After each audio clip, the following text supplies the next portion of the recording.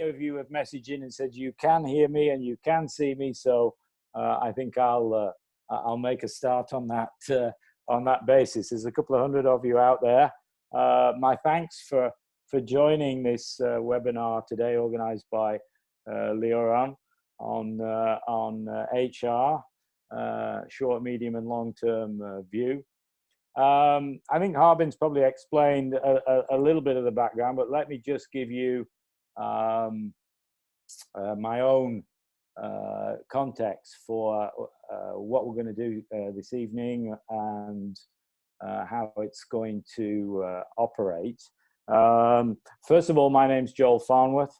I've been working with LEORON for about 12 months now.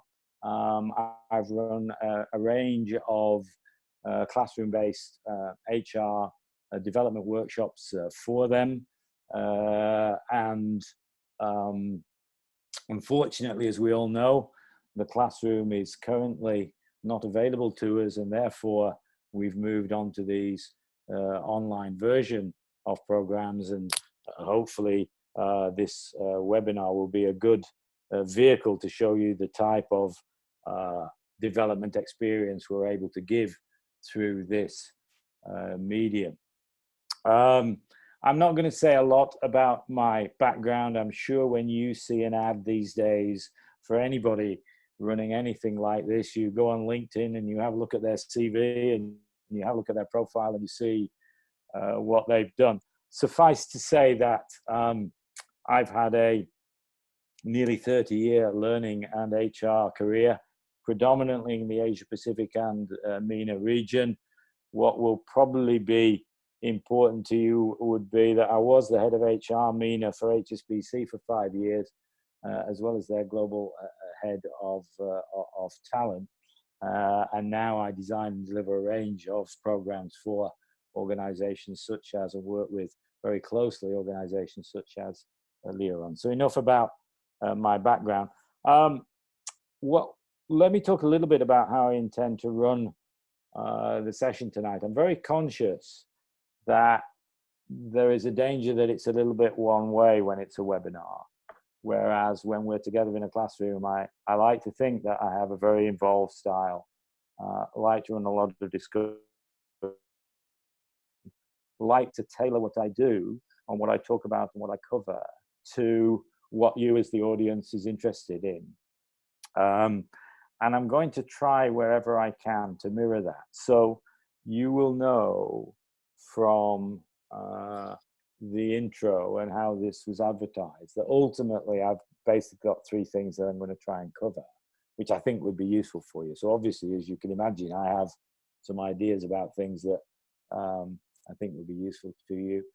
HR transformation, as we've gone from administration through business partner and even looking further than that now to what the next stage might be, that we look at as a second chunk, the key HR deliverables that successful, impactful HR individuals and teams are making these days with businesses, and then try and look at some of the challenges looking forward for us in terms of the short, medium, and longer term. So that's what I intend to cover. The way that I'm going to try and cover it is to do hopefully no longer than sort of 15-minute chunks, and do some input, give you some ideas, cover some content for 15 minutes or so, and then throw that open to you messaging in with some questions. Now, obviously, right now, there's 227 people listening in, so I may get inundated with questions. So what I'll do is I'll say, right, take a minute, and if you've got any questions on what I've just said, send it in. And maybe I'll get 20 or 30 or whatever in that time. I'll say, right, stop. And then I'll pick up a few of, the more impactful, the more challenging questions on that chunk, and I'll answer them. And then I'll move on to another chunk and do a chunk, and then throw it open again for another 20 or 30 questions. And we'll try and progress like that. So in our own way, we try and create at least some discourse and allow me to tailor what I'm saying and what I'm doing to what you are interested in addition to what I think, will be will be useful to you. So let me make a start then. And if I do that, hopefully you will be able to see that slide, which is the HR progress continuum slide. And I'm going to talk, as I say, for about 15 minutes about this particular slide as the first chunk. This is actually my description of HR and its progress over about the last 15 or 20 years, where it's got to today and where it's come from and where it's going. One of the benefits of having been involved in learning and HR in a variety of parts of the world and a variety of industries over that period of time is that we were part of this transformation and this sea change that has gone on in HR. We've experienced it, those of us who've lived through that period, and therefore I hope that we can give you some insight into how we progressed, what we went through to create what I'm going to describe to you as being created in terms of the key impact that HR is now making. And some of the different influences that were brought to bear as we determined what HR needed to look like, needed to be able to deliver, needed to be able to, make impact on. And then, as I say, take that and look forward, but also act for all of you, I think, as a barometer, as a sort of checklist of your own experiences and where your own organization is at in terms of how impactive HR is and what it spends its time doing now, and where the next steps might be for yourself and your own HR teams in terms of progressing the impact that you make with your business and with the people, within it. So if we look at the top of that slide, you can see that the first line is administration on the left, moving through business and strategic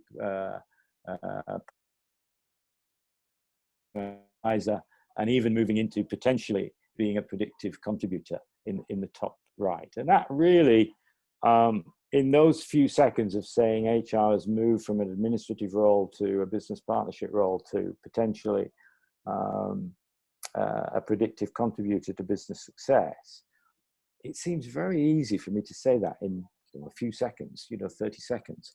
That describes, for many of us, 15 or 20 years of experiences of being a part of that movement. And one of the first things we need to try and understand is where the idea came from that HR could move from administrator to business partner, and now hopefully move even further on, and what influences were being brought to bear that started that movement, and that movement that is continuing today. And I suppose we have to give,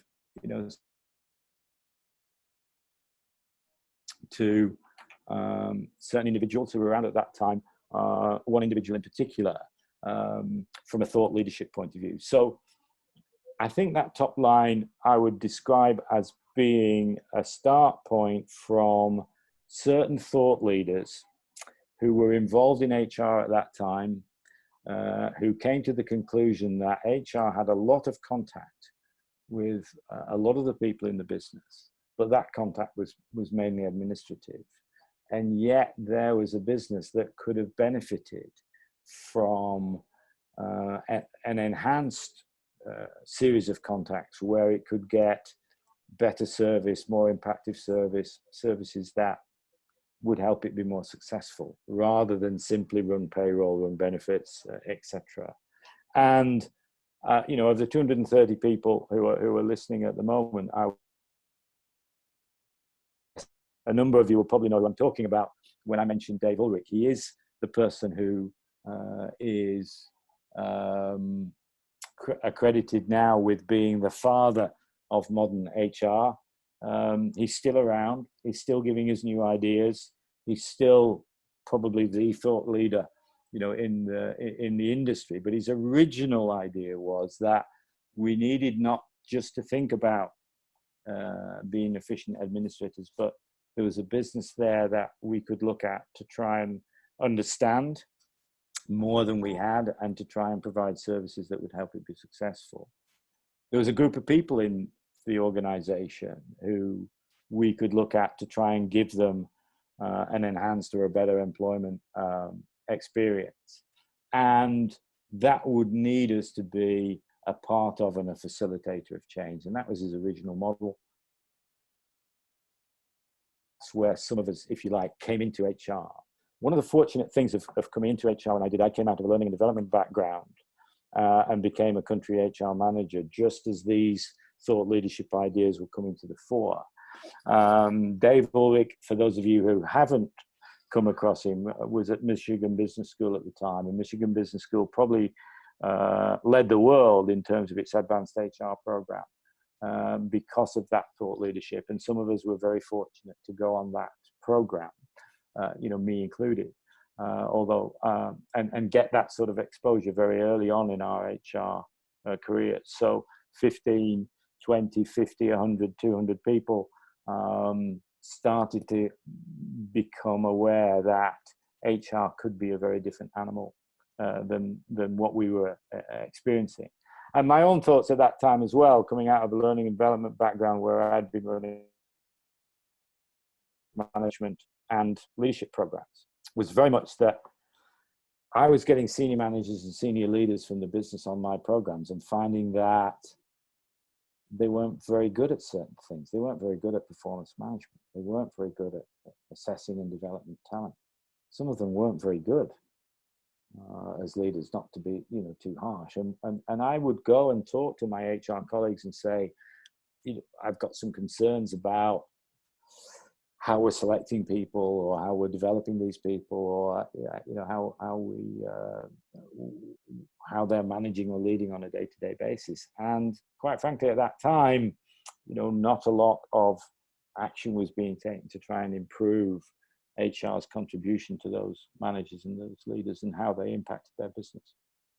So ultimately, Dave Ulrich, added to by a number of others, gave us the idea and started to influence us to think in a different way about what HR could look like. So that's one influence.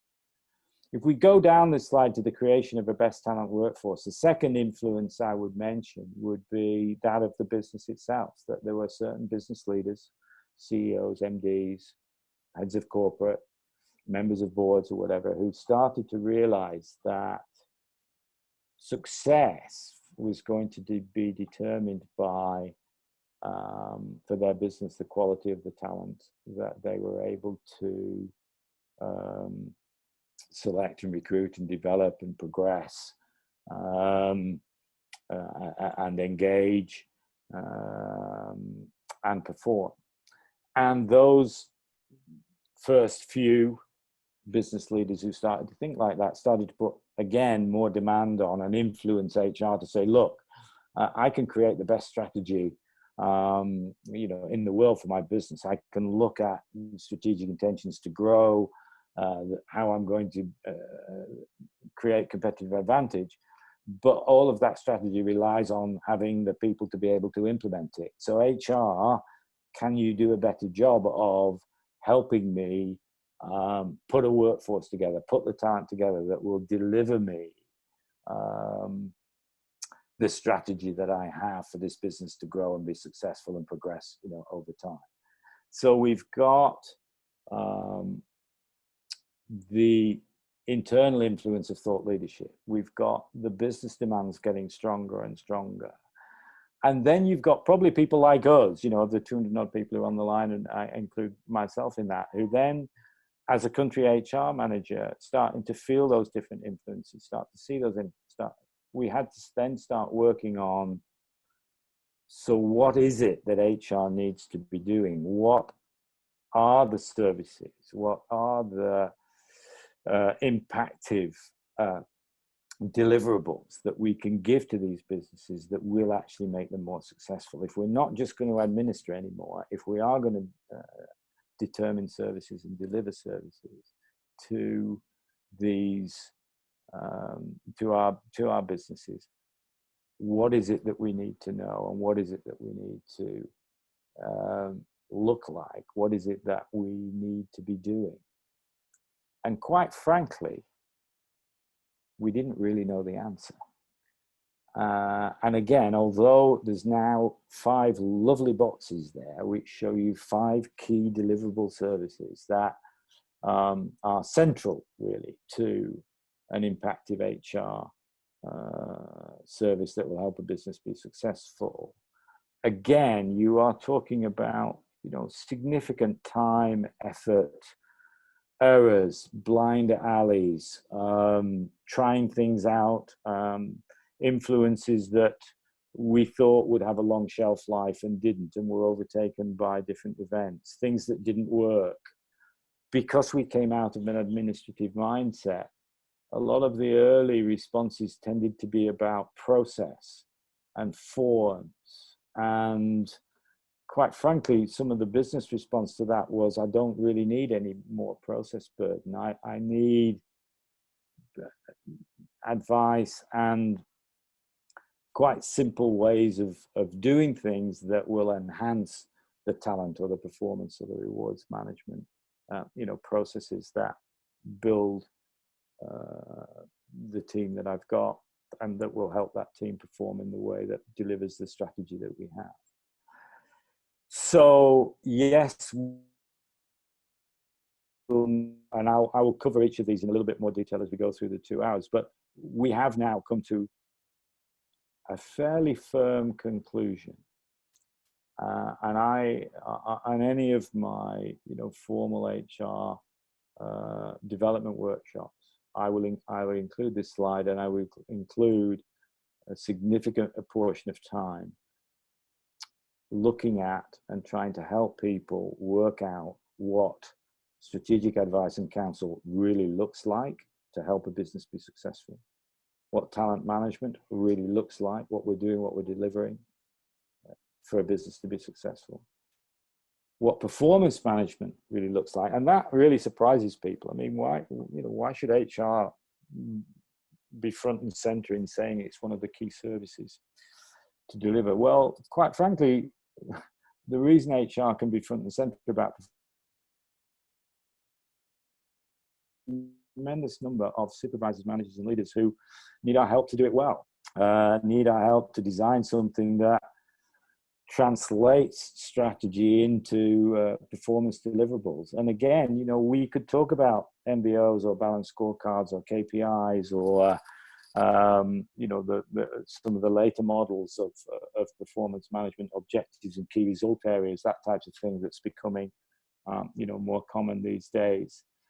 But again, you know, they're only tools. It's really about capability and appetite and implementation and execution and delivery. And it's essentially HR starting to understand that it is about those things rather than just a tool that, you know, we give people, and how that translation into strategy can be managed, and how we can wear business and people hat at the same time. Performance management actually becomes performance and development management, how it becomes a much more involved process, how it becomes a much more continuous process. And we've been influential in creating that. And there are many, you know, leading organizations that are now increasingly, you know, connected to business and people management through performance and development. So again, although it sits there as a central theme for HR, it is one of the great connectors for us to business, even though it's a surprise to other people. Rewards management, you know, we've learned, you know, so much about, partly through getting it wrong quite often, and I'll come back to that in a second. And then organizational design and development. Organizational design really being about efficiency, and which business doesn't want to be efficient and save money these days. And if we can help them do that, we're adding a lot of value. And then organizational development, lots of definitions of it, but really what we focus on significantly these days is values, engagement, and gender diversity. Diversity per se, but gender diversity in the last couple of years in particular. So although I've said those things, very, very quickly, and to give you a context on how much time it takes to just really understand the fundamentals of that, I can run a performance management development workshop for 2 days. I can run a talent management development workshop for 3 days, and that's only really scraping the surface, to start. So I hope to give you more than I've given you so far in terms of an understanding of what each of those things are. But I'm trying to also give you a context of these things have taken a long time for us to work out what they look like in practice, and it takes quite to go through that and gain capability in it and confidence in it and run it and implement it and execute it and make it work with the business. So I'm trying to give you an impression that these 5 things are key. They are connected, and although I can talk about them quite rapidly in 5 or 10 minutes, they are incredibly significant services that we can add so much value with if we learn how to do them well. The bottom 2, HR metrics analytics, some of you are no doubt involved in that. The last 2-3 years, it's become key for us to be able to have the data to show how, in many ways, these services are impacting the business and where they're not impacting them well, where we can still improve, where we are making a difference. And then increasingly in the last 12, 18 months, 2 years, HR metrics to business metrics and results. And one of the things that, again, is a huge theme for us these days on any of the clients that I deal with on a bespoke basis, or when I run my open development workshops with LEORON, is how much emphasis we have to place on understanding the business metrics, so that it's business and business metrics first, and then all of the things that I've talked about, overlaying that to try and help that business be successful in the way that it wants to. Just a couple of other things, and then I'm going to throw it open. I said I'd try and do a 15 or 20-minute chunks. One of the, I've talked about a variety of influences. So one was the Dave Ulrichs of this world, one was the business leaders, one was people like us who had to work out how to do it, and it took us a long time. As I say, although I think we've now got a fairly good handle on things that will be fairly fundamental, and have quite a shelf life. You will find that there's quite a lot of organizations who say that, but look, businesses are different, parts of the world are different, businesses are at different points in their evolution, HR teams and individuals are at different points in their evolution, so surely there's no one size fits all. And I understand that concern and that argument, and there's some merit to it. But I think the problem with the organizations that say there's no one size fits all is too often that can be interpreted as, well, so we can try it this way and we can try it that way. And I found very early on in my HR career, and that's continued throughout, whether it's clients now for my consultancy or clients with LEORON or my days with HSBC, that when you're sat in the room with the CEO or the COO or the MD, there's and you're the country head of HR or the head of HR for the business or whatever, or the chief people officer or whatever. They're looking for clarity. They're looking for certainty. They're looking for professional advice about a way forward. And too often I think there's a temptation to say, well, there's different ways. There's nothing wrong with looking at different options, because it's quite right that organizations are at different points in their in their evolutions, but ultimately they are looking for, in my experience, HR to take a view. And I use that phrase all the time with my clients, on my HR development workshops, etc. That to take a view on what the fundamentals are in terms of services to be delivered, that will help a business be more successful. And for me, it may be that an organization will need an emphasis on one or more of those at any moment in time because it really needs to upgrade its talent, or it really needs to translate strategy into performance delivery. But ultimately, those 5 connected services are, for me, a fundamental starting point. And most of the businesses, if not all of the businesses that I've dealt with, have been appreciative of HR being able to take that view. And it's a very different HR that takes a view in that way from many of what the businesses have experienced, historically. So let me just stop there for a second. Let me give you a minute to throw in a few questions, or 2 minutes to throw in a few questions. I know I'll get lots. I'll try and pick up whatever overall questions you've got for a few minutes after that. And then I'll come back and I'm going to go through each of these boxes in a little bit more detail and tell you what each of those is. So let me just go to the Q&A. So just start throwing me any questions that you have at this moment in time. I'll give you a couple of minutes. I'll say stop, and then I'll answer a few questions, and then I'll move on to my next chunk.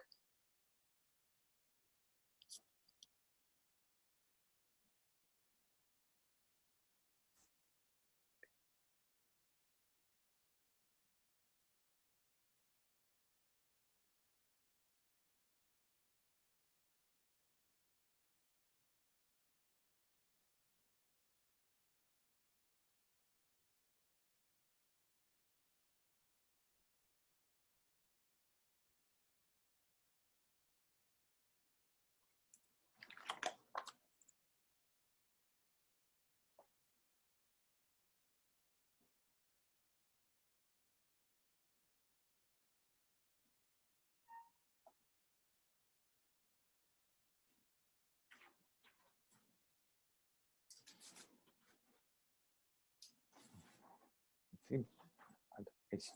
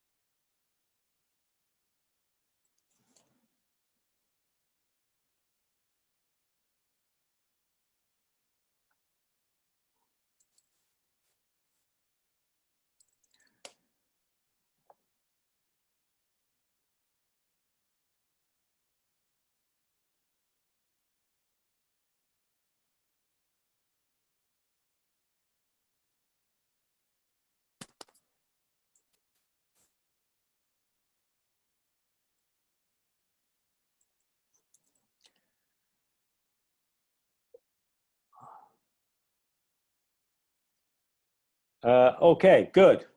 You can have a rest for a minute and asking me questions. Thank you. They are flooding in, which is fantastic. I'll try and answer a few briefly, and then I'll answer some others as we go through and we look at some of the other slides. So if I do that, you should be back looking at my, original slide. So let me just pick up a few of the immediate questions, because there's been quite a lot of questions about the best way to deliver, talking about in terms of those services, how the Hrbp, HR business partner, fits into that service, how we make the balance or get the balance right between admin and Hrbp, or what happens to admin. So there's been lots of questions around that. So let me just talk about that for a little second.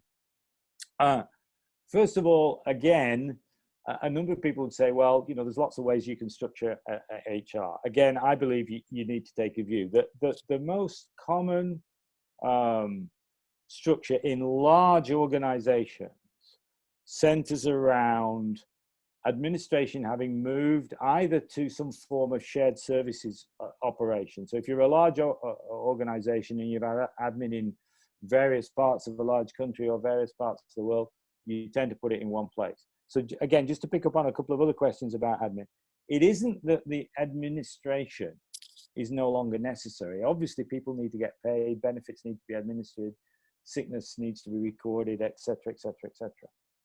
It isn't that it isn't needed anymore.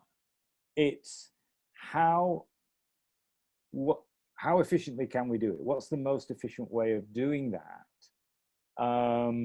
Error-free, to quality, etc. People getting paid the right amount of money, etc., etc. But do it in such a way that it releases us to be able to spend more and more time on the business side and the people side and the change element side. That was Ulrich's, original model. And remember, he talked about administration, way before we had the technology advantages that we've got today. So we've done two things. If you're a large organization, you've moved to shared services and or outsourced. And there's lots and lots of outsourcers who've sprung up and taken on a lot of the administrative role. Again, that releases internal HR to be able to focus on what's on my slide, because what's on my slide is the impactive stuff for the business. Okay, and so we're trying to make a distinction between the smooth running, error-free administrative side, which is fine, but it doesn't necessarily make the business any more successful, to the sorts of services that actually impact business success. Okay. Just picking up on the word Hrbp, I don't like to talk about structures, but I'm going to show you one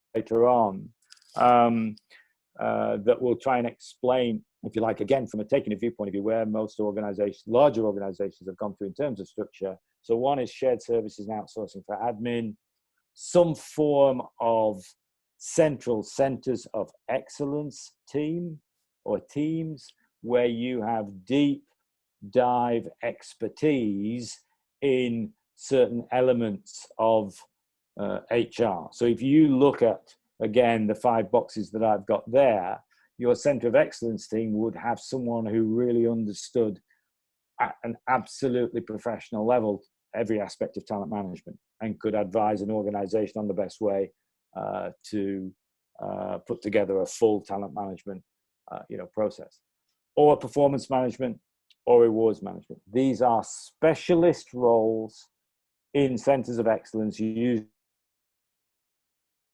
some form of regional or central office.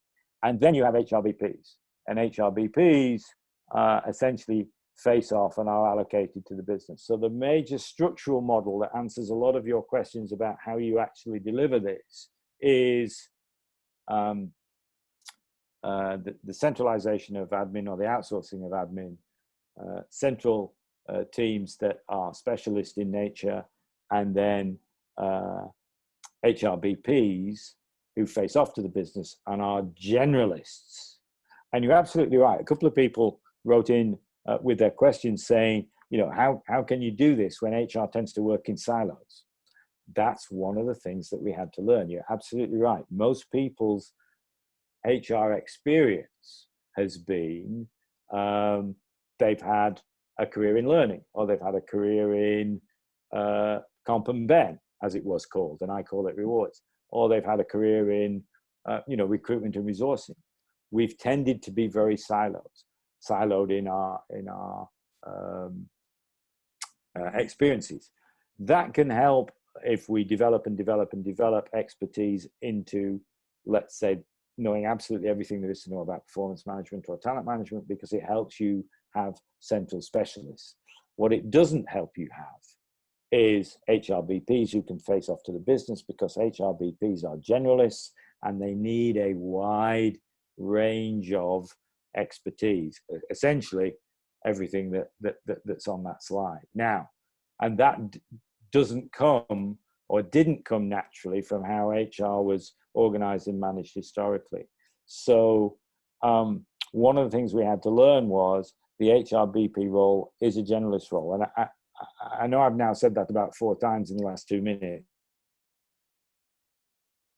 I said it deliberately because I think there is a misinterpretation out there of what an HRBP does. I probably, it's hard to put a number on it, but 60 or 70% of the time when I go into an organization, I don't see HRBPs being selected and developed on a generalist basis. So on the one hand, there is a structure that helps you deliver that, but a structure in itself doesn't deliver anything. And part of the issue for the HRBP model that I've just described, particularly in its early years of formation, was it was getting a lot of criticism. A lot of businesses were saying, this is no better than the old administrative days. And the major reason for that was that the people that we put into HRBP roles were not developed properly, did not necessarily have the breadth of capabilities, and could not sit with customer and look at the range of HR deliverables and initiatives that were needed to help that business, because we hadn't prepared them very well. We hadn't necessarily selected the right people, and we hadn't prepared them very well. And it was something that we had to learn. So lots and lots of you had questions about that. There is a structure, but you have to bear in mind that a structure never delivered anything. It's the people in the role with the expertise and the capability that deliver it. It just helps to have them in that type of structure, particularly the HRBP facing off to business leads. And just to pass on my own experience of that, I've implemented the HRBP structure, I don't know, a dozen times, maybe more. And I will never forget the first time we did it, because the first time we did it, senior people, it was quite a large organization, one person in HR who was their HRBP to help them initiate all of their people initiatives, to help them deliver the results that they wanted. And the business absolutely loved us for it. They never believed that HR could start working with them in that, in that way. That said, I go back to, we also had 3, 4, 5 years of pain in putting HRBP models in place, where the central specialist teams were usually pretty good. The shared services we worked on to be pretty efficient. It was always the HRBPs that we didn't quite get right for a long time. And I think some of you will have, I'm a chartered fellow of CIPD, and CIPD did a survey about 3 years ago in the UK. Now, this is developed world stuff. These people should know what they're doing. And there was still 40% of the respondent businesses saying my HRBP doesn't necessarily have all the capabilities that I would want them to have.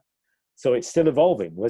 And I suppose you know, before I leave this slide and go into a bit more detail, one of the things to emphasize is, as I've said, I think we do need to take a view and we do need to put these things in place, but we are still evolving the implementation and the execution of it to make the impact that we want to make. Okay. So that's the Hrbp. Let me just pick up a couple more. Somebody said, you know, HR is still called, you know, the happiness team,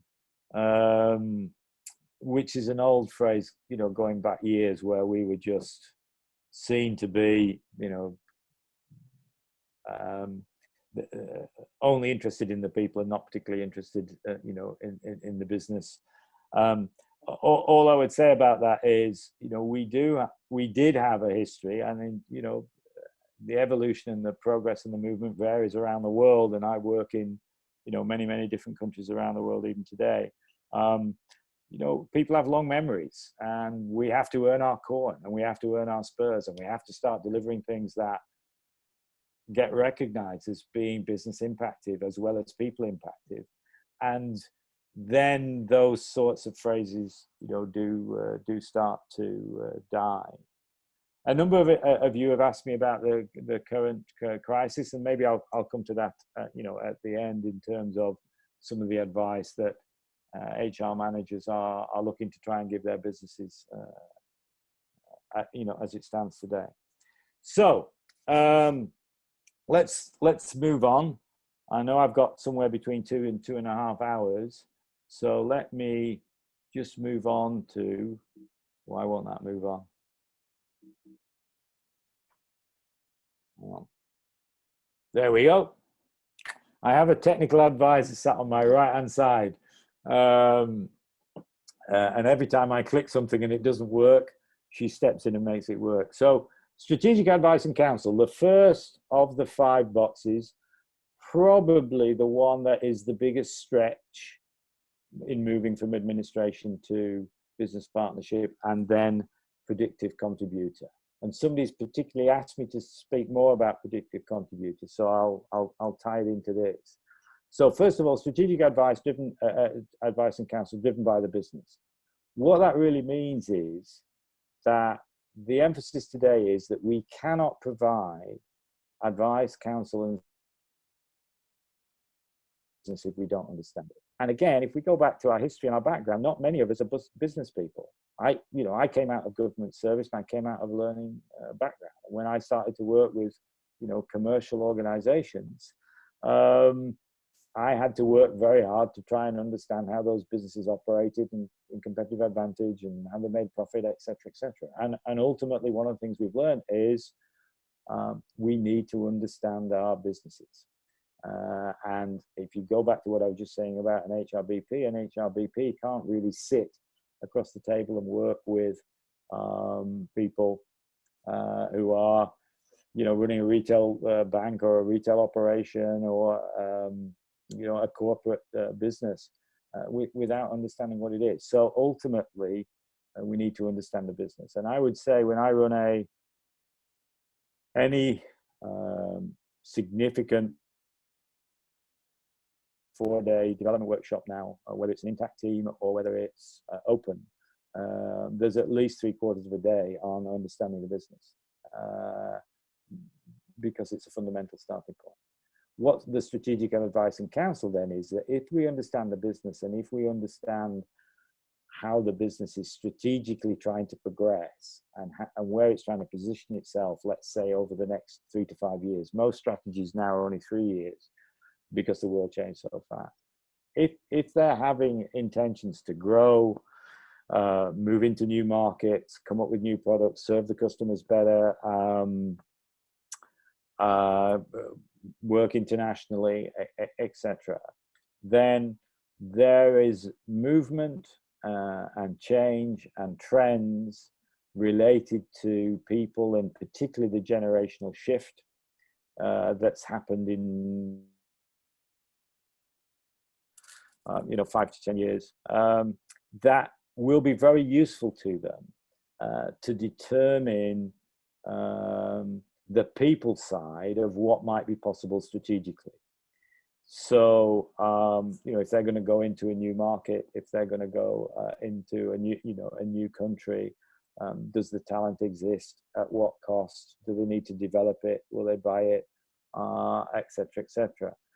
Is the workforce today the same as the workforce 5 years ago and 10 years ago? What is the workforce, you know, looking for? What sort of employment experiences, you know, are people looking for? What will be attractive to people as an employer? What are you going to do to make yourself attractive to people, both to come and to stay longer than, you know, for longer than the average? I'll come back to that. I'm going to get you to give me a few questions on it in a second, because this is an important one. Assessment and implications of current metrics. People ask me about the metrics. Again, I had a few questions on it already. I don't have a slide on it tonight in the time that I've got separately. I might be able to find one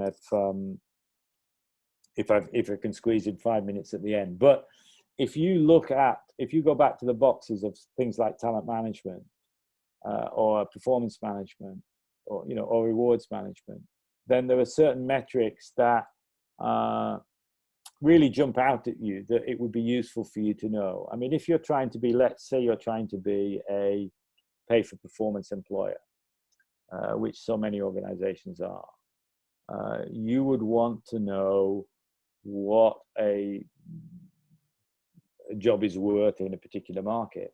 You would want to know what the upper and lower quartile of that is, and you would want to know if you've identified very high performing, very high potential people, where they need to be positioned, i.e. in the upper quartile, to be rewarded them in line with their performance and potential. So your metric is, you know, what percentage of your hypos are in the upper quartile.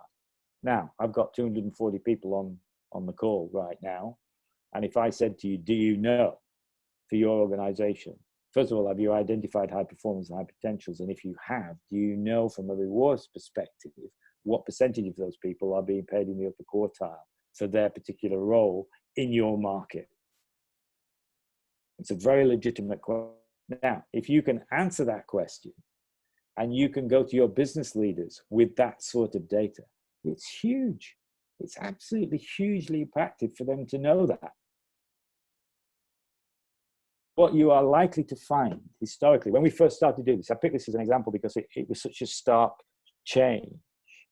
Having worked in the developing world for, you know, most of my career, there are various influences that are brought to bear on people's careers, the different cultural values around Asia Pacific, around MENA to some extent, where, quite frankly, we paid people for how long they hung around, rather than what their performance was and what their potential was in terms of their capability to progress and make a greater impact, you know, over time.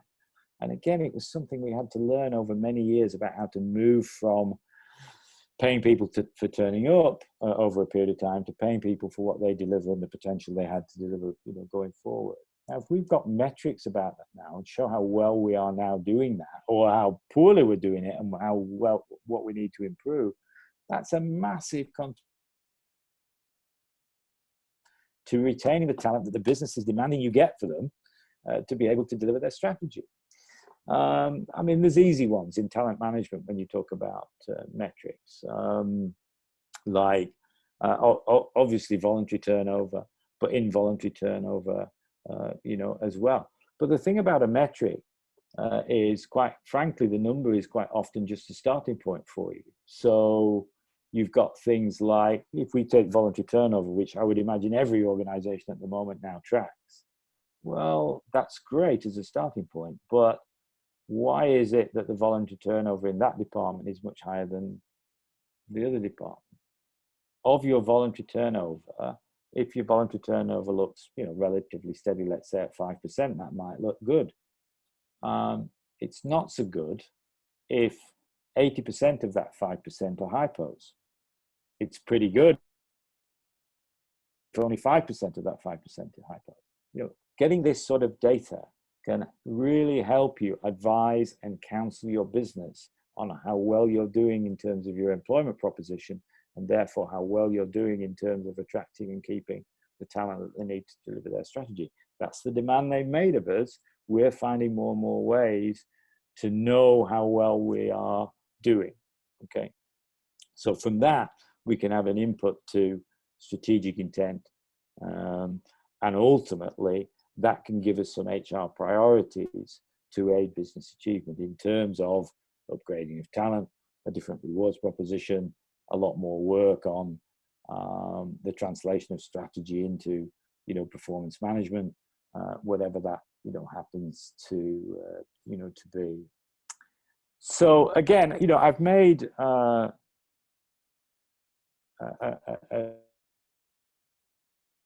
10 minutes on strategic advice and counsel.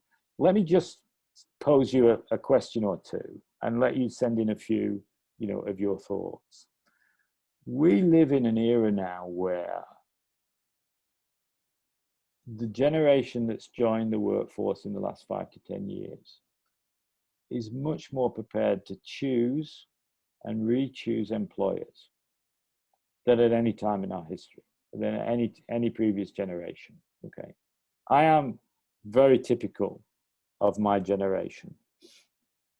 I'm not going to tell you how old I am, but I had 2 major employers in my lifetime, and that is very typical of my generation. The people who've entered the workforce in the last 5 to 10 years, if you start looking at the research in terms of how many jobs they've already had, and you project that forward, we're already projecting probably 8 employers in their lifetime.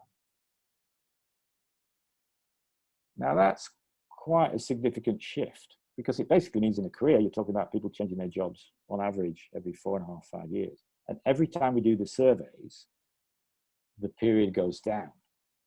So, it used to be 6, now it's 8.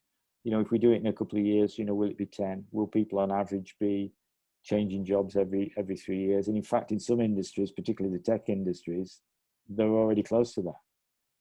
So if you start to think about, okay, we're dealing with a different generation, and that generation is becoming a greater percentage of the overall workforce as each year goes by. On average, globally, about 42% of the workforce now is millennial. If you add Gen Zs to that, those born after 95, you're up to about 48%. So nearly half your workforce is already people choose and re-choose employers. The real question is, on what basis do people choose and re-choose their employer? So what employment experience do you want to give them that will make you attractive? What brand reputation do you want to have that will make you attractive to people to come in the first place? And what employment experience do you want to give them that will get them to stay? Okay. So let's assume there is a top 5 from all the latest surveys that we've done, and we keep doing, year on year on year. Let's assume that there is a top 5 criteria for people joining and staying with organizations. Let's suppose there is those top 5 and we know what it is. From a strategic advice and counsel point of view, can you imagine again how impactful that is to be able to take that of the CEO and the MD and the CEO and say, look, these are the reasons people will come to us or they will leave us. And to then be able to start assessing how well we're doing against those 5. It's a fantastic, contribution. And I've started off by saying HR is progressing up that continuum. And part of progressing up that continuum is finding data like that and having something to say to a business that helps it be successful, and adds value. So let me stop again for a minute or two. And I want you to think about what the top 5 might be. And just send me in your thoughts. You don't have to give me all 5, but give me one that you would think would absolutely be in the top 5 of the latest survey. So send me in some questions, and send me in your thoughts of one that would be in the top 5, and let's see what you come up with in the next minute or 2, and then I'll come back and I'll do some more.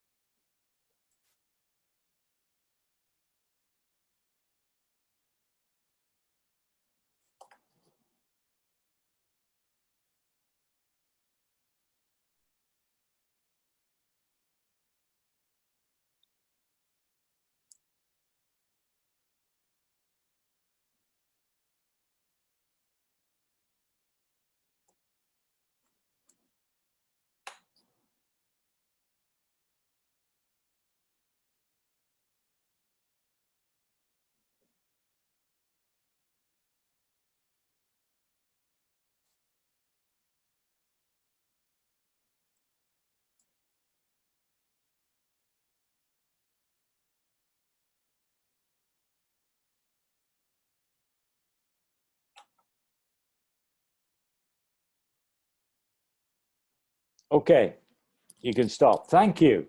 It's brilliant, actually. I got, you know, something like 25 or 30 responses, just 26 responses. There we go. In a very short space of time. So thank you for giving me that.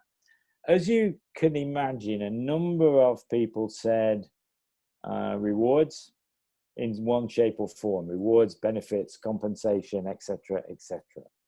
And no surprise, it does make the top 5. The surprise for some might be that it comes in at number 4, and it's been coming in at number 4 for quite.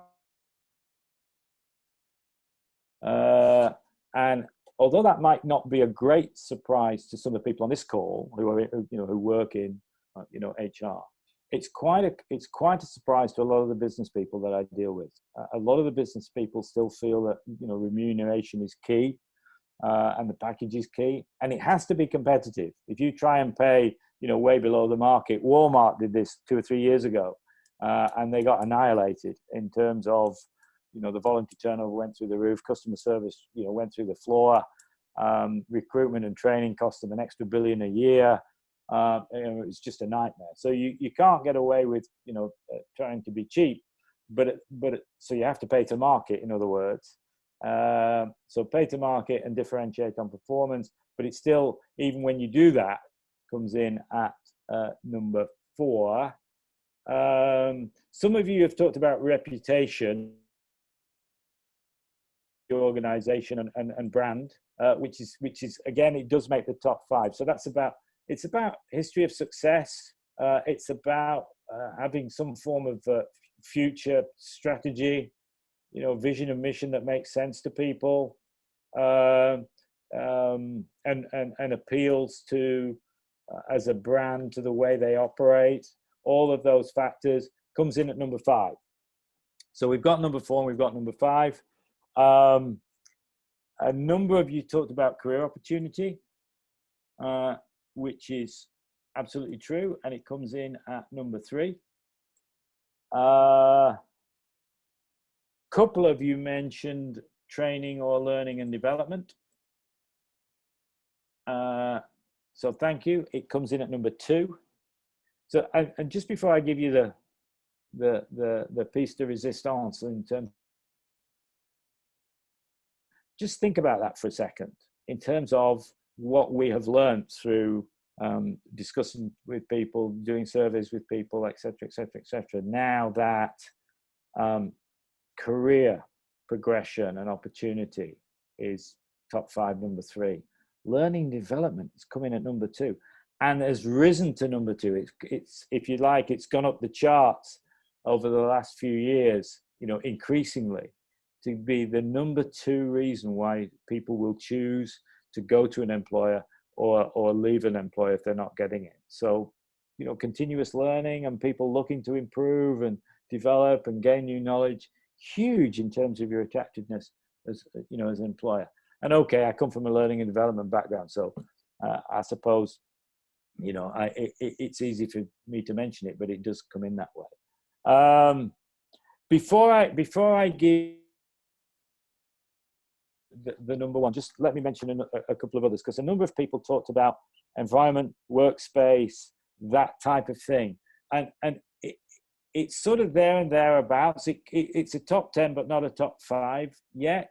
And quite frankly, I think my answer on that type of thing is I'm not sure that we know which way that's going to go yet. And I'll tell you why I describe it like that. I'm very aware that a number of organizations are spending quite a lot of money on creating, modern, spacious, relaxed workspaces, spaces for people to go, beanbag areas, whatever it is, that type of thing, nice cup of coffee in places, etc. And when I compare that with some of the offices I worked in, a number of years ago, it's great. I just wonder how important that is. Like I say, it's coming out in sort of top 10, but it hasn't risen that much in the last few years. And the reason I say that is not to try and stop people from creating those sort of environments, but I was working with an Indian-Canadian company a couple of months ago, and I was working with their top 25. It's a strategic away weekend, and they had a consultant in who basically said, you need to spend $250,000 totally revamping all of your, work areas, and it looked fantastic. But I did this exercise with that group, and the CEO put me on the spot. He said, "Okay, it's not in the top 5. Should I spend the money?" And he literally put me on the spot in terms of the top 5 who were there, and top 25 who were there. And I had to admit to him, I said, "Look, I just don't know, because I don't know what sort of shelf life. I don't know what sort of shelf life this type of approach will have, and how important it might be against some of the others, because it's a relatively recent, innovation. So we have to keep our eye on it." And the comparison I made to him was with number 1. And I think only one of you, actually, there may have been more, my apologies if I missed it, but only one of you actually mentioned the current number 1, which is management style. And management style, what they mean by that is that they are looking for involvement, they're looking for appreciation, they're looking for, use of their skills, etc. So ultimately, I think that's probably the biggest surprise, particularly to our, business clients. And therefore, again, if we've got that top 5, and I described it to you as, if we know that and we can take that to the table and we can start to have some comparison with how well we are doing against those things, then again, it's a very, very significant addition to, you've got a strategy to achieve this over the next 2 years, you're going to need your talent. These are some of the things that we might need to change, upgrade, be better at to get you the talent and get them, to stay, at least for the average. Competitive advantage can come from having really talented people stay a little bit longer with you than with the competition, because they're not going to stay. I mean, those days, are long gone. And just to go back to the company, Canadian company that I was talking to, when I finally tried to answer the CEO, I said, "Look, for me, it's about, I don't know whether you should spend the $250,000, but if we could really improve the capability of your leadership team and your senior management team and your middle management team in terms of their involvement skills and their appreciation skills and generally their people management, and we spent money on that rather than having a few nice places to go, what do you think would be most impactful?" And I sort of left that as a question with him. So thank you for all of the answers, but that is the top 5 as it stands today. We will keep surveying, and we'll keep on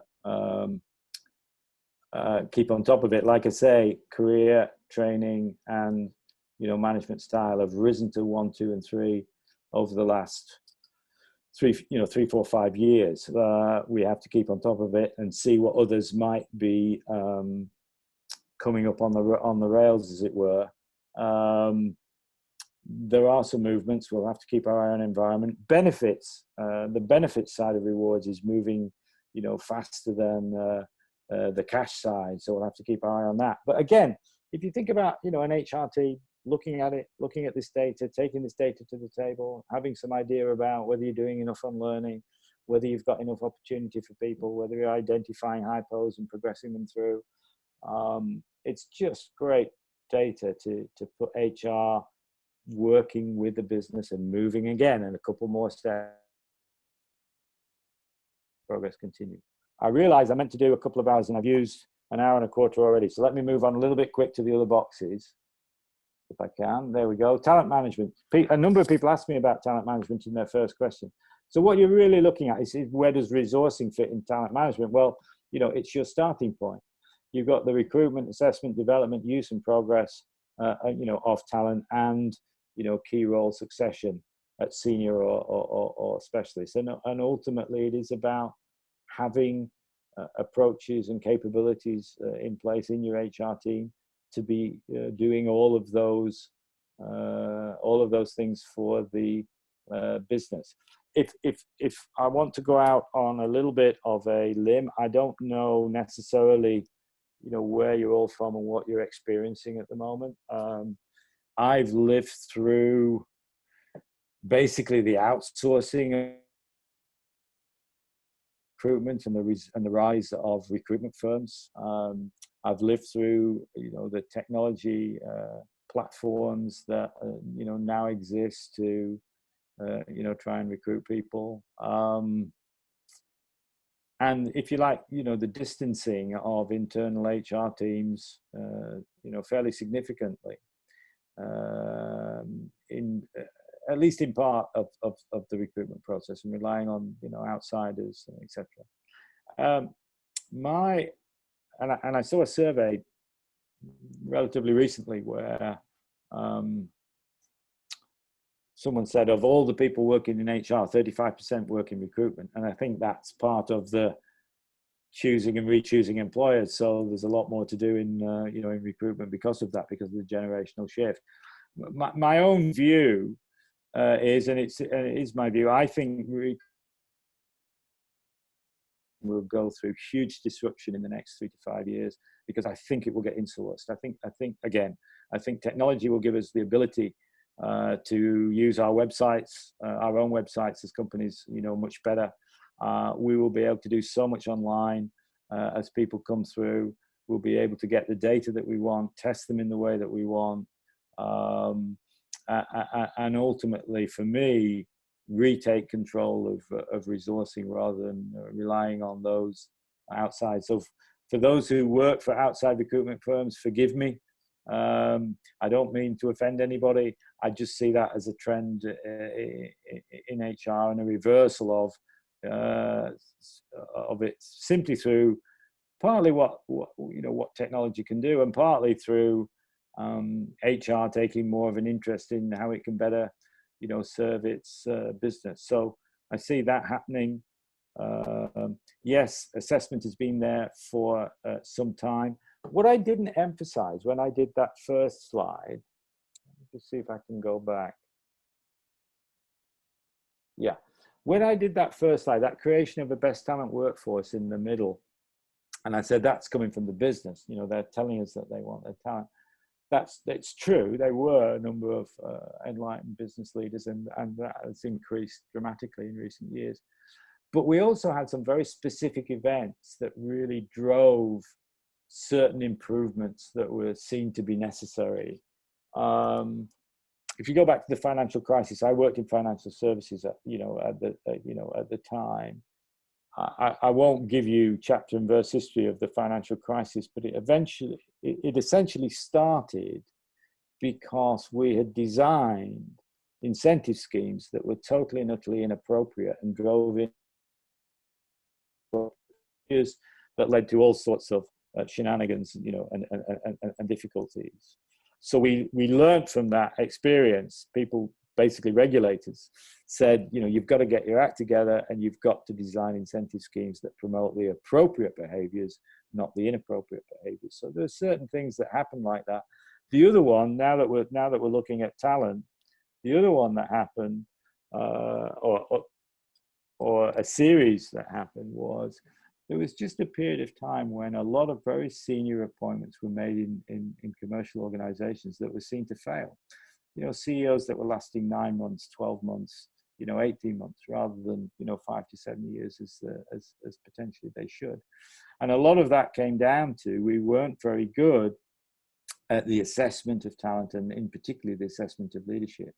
And you know, without giving the game away, again, you know, when I run my workshops, one of the things that I do, I mean, I run HR workshops, I run leadership workshops, but one of the things I do on either of those, when I say to HR people, look, you know, there are certain positions in your organization that are likely to need leadership skills.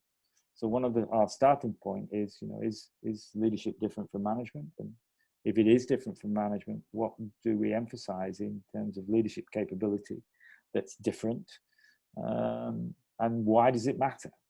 And you know, that's about half a day in looking at that. But again, you could look at the history over a, you know, a 10 or 15-year period of a significant number of very senior appointments, very public appointments that failed. And so again, we had a very real live business driven question to HR of, look, you've just got to find ways of being a lot better at assessing talent and a lot more at assessing talent and promoting the right people through the organization. So it was also a combination, not just of the business asking us, but real live events that told us we weren't having the impact that we could have if we approached it in a way that said, you know, we've got to be stronger and more robust about the appointments that we make.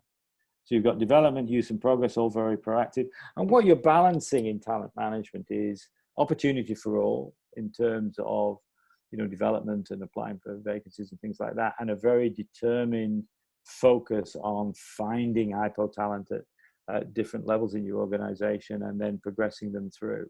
And ultimately the top, obviously, having, you know, key roles and key role succession. You know, in place. Again,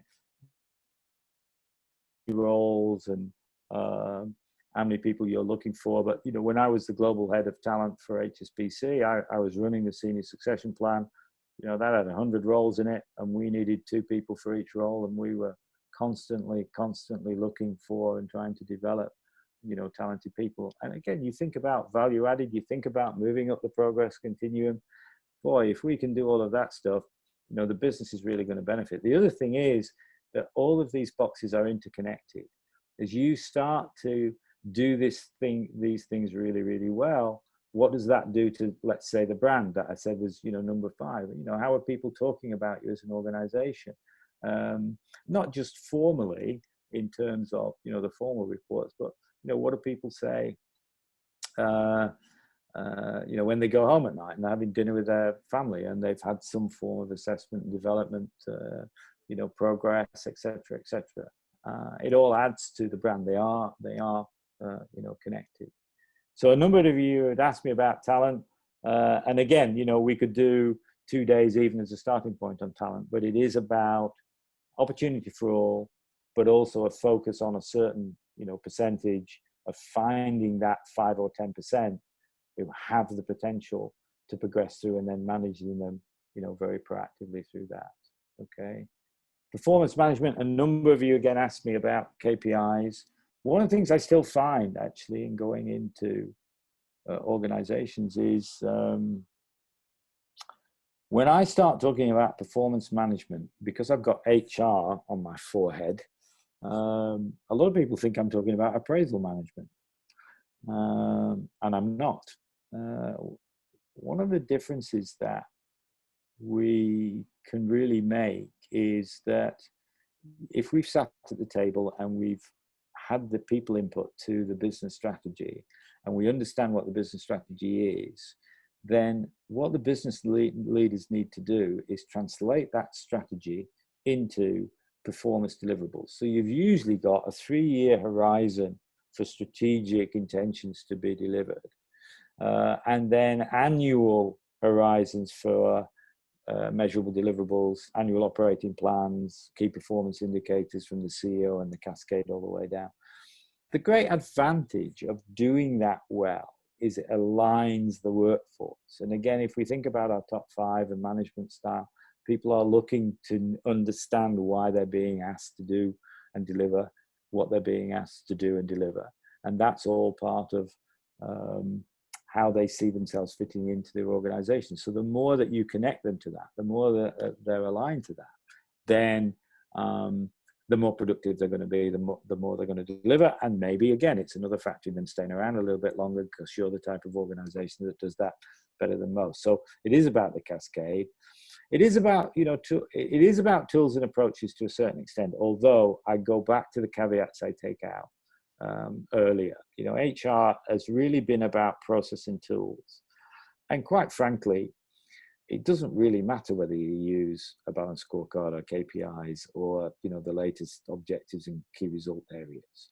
It just matters that you're able to write some measurable deliverables for a particular role that has to deliver within a particular time frame, within the context of that role's contribution to business success and the current strategy. And that's really what we need to understand. And just to put it in context, I've spent a lot of my life trying to improve performance management. And a lot of it is, why my hair's grey and I haven't got much of it left, because it's a very hard thing to do. But what I discovered was, first of all, it's something that you have to continually work at. You have to take a view, again, that it will take you a couple of cycles of performance management to get this done well. And you really have to help people with the language of delivery. So that last one, creating a language of performance deliverables. It's just, a lot of people just aren't very good at it. And again, if we can be good at it, we can add a lot of value to a lot of managers, a lot of leaders, a lot of supervisors, a lot of people in the organization. And it really starts in HR. If we can do it for ourselves, then we can do it, for other people. And I just happen to have spent, a lot of time in performance management. And it started because I had a lot of managers coming on my programs, a lot of leaders coming on my programs who simply weren't very good at it. The first time I showed a set of financial services KPIs to a relatively senior group, I remember a couple of the reactions. I've never seen anything like it in my life. Well, they hadn't seen anything like it in their life because they'd never clearly determined what the performance expectation was of the people working for them. So one hoped that they, that they took away a few pointers from that program. But my issue about performance management is it's an absolute key. We can make a lot more difference than people imagine. It is the business's responsibility, but we can help them, an awful lot with, the advice, the right tool, the education, the training, the learning and development to be able to do it well. And like I say, if you look at the more recent trends and you look at, the gaps, the Deloittes, the Accentures, of this world, and the way that they are now looking at continuous performance and development on an ongoing basis, it's light years away from, year-end appraisals, and it's making a lot of difference. And we can pass that difference on to, our organizations. If I could just mention GE for a second, I quite often get asked when I talk about performance management and rewards about forced distribution curves and things like that. And there are still quite a number of organizations using those, but nowhere near as many as used to. There's a lot of organizations that have abandoned them in terms of forced distribution curves now being seen not to work with the generation that we're now employing, or at least 50% of the workforce. They just won't put up with it, and they won't work for organizations who use them. So they have been abandoned. What's really interesting about GE, and what a lot of people don't realize, is that the forced distribution curve of performance rating was invented by GE. And for them now to be into continuous performance and development reviews, and having abandoned 2 years ago, at least, maybe 3, any sort of forced distribution on ratings. When I go in and I'm working with an organization that's still doing it, I tactfully as I can explain to them that the originators have abandoned it, and maybe it's about time they did as well. So again, we can add a lot of value there. Let me do one more, and then I'll throw out for some more questions.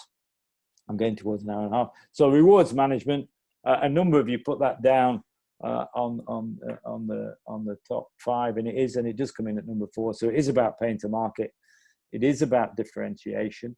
So, like I say, you do want to know what the market is paying. You do want to know what your performance and potential is of the people that you've got, so that you can pay them at the appropriate level for their contribution from a performance and a development perspective. Now, I would say that message, which just tripped off my tongue again relatively easily, was one of the most difficult messages that I've had, and making it work in practice from a performance, and then the connection from talent, potential, from performance, delivery, and then what that's worth, and getting that to be objective and fair and well managed across an organization. Just hugely challenging over the last 5 or 10 years, but where we've been able to make it work, you know, massively different. And again, what's your brand? Your brand is you're a fair employer. You do these things objectively. You know, people who perform well and have talent get, you know. So putting these things in place, it sounds, when I talk about it for 5 or 10 minutes on a seminar like this, you know, relatively straightforward. Some of you will have experienced it already, I know. Making it work in practice is hard, but boy, is it worth the, you know, is it worth the effort? Okay. And like I say, it is a combination, that last one, of fixed and variable cash, but benefits have become, you know, increasingly, you know, significant for people. And there's lots of organizations. If you look, there's a lot of surveys that come out about best employers. And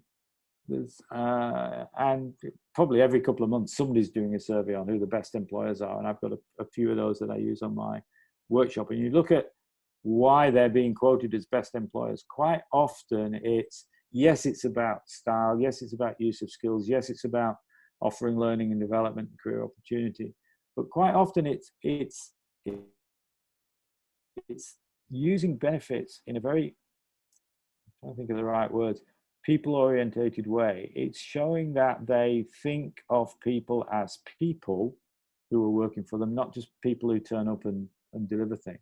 An example of that is if you look at things like paternity and maternity benefit in the last few years, they've increased significantly around the world, and they continue to increase. I remember, you may not believe this, I think it's true. I was the head of HR for MENA, and I know a lot of you are from MENA. Between 2006 and 2011, I think around about 2009, I introduced paternity benefit. And I'm sure somebody will write in and say, we were doing it before that. But my memory is I was the first in the MENA market to do it, or at least one of the first. And you know, people really responded to that. You know, that yes, the maternity benefit was relatively generous, but the dads weren't getting anything. And we gave them 3 days. I know it doesn't sound like a lot now. We gave them 3 days. Why did we give them 3 days? Because they're dads and they have babies too, you know, and they want to go and spend some time with their, you know, with their wife and their baby. And I mean, you look now and it's 5 days and 10 days and, you know, in different parts of the world, or it's shared days with a wife and multiples of this and that. I mean, we're much more akin to, you know, the people working for us, you know, they have families, have lives outside, and trying to respond to that. So that benefit movement is very, you know, significant. And it is, again, it links to the type of employer we're seen to be and brand. So yes, the cash is important. And interesting for me, as I mentioned all of those benefit stories to you, if you'd have gone back 10 years, I would not have been saying that. It was a cash issue. The benefit shift has been, you know, relatively dramatic in a relatively short space of time. Let me stop again before I go into OD. I know some of you have got design and development questions. Let me stop again, throw me a few questions, and then, whoops, let me come back. I'm trying to get, there we go. Throw me a few questions for a minute or two. I'll try and make a note of them, and I'll try and answer them.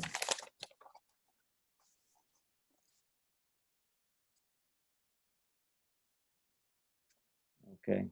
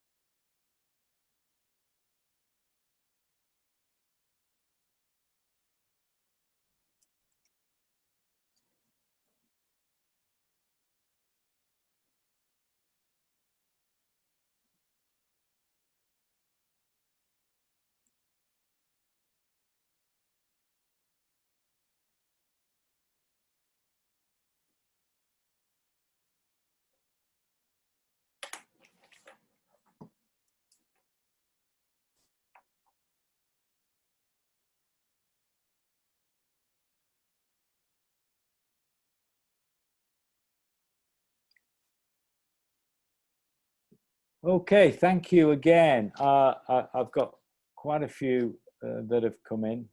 So let me just pick up a few for you and try and respond.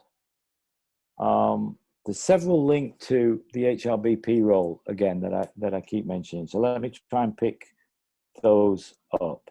One was what's the most challenging part of being an HRBP? And like I said, I've created and implemented the HRBP approach a number of times, and I think the most challenging part is having the capabilities and the confidence to sit with the business lead and be a solution center for them. One of the ways that I describe the HRBP role is that it's a one-stop shop solution center. And for 80% of what a business needs, it should be. For the other 20%, it might be so detailed and difficult that you bring in the specialists from the center of excellence that I talked about, whether it's talent or performance or whatever.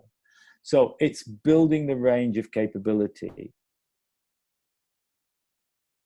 that you feel comfortable and confident enough to be able to go and sit, and irrespective of the query that comes up, you can at least have a conversation about the issue.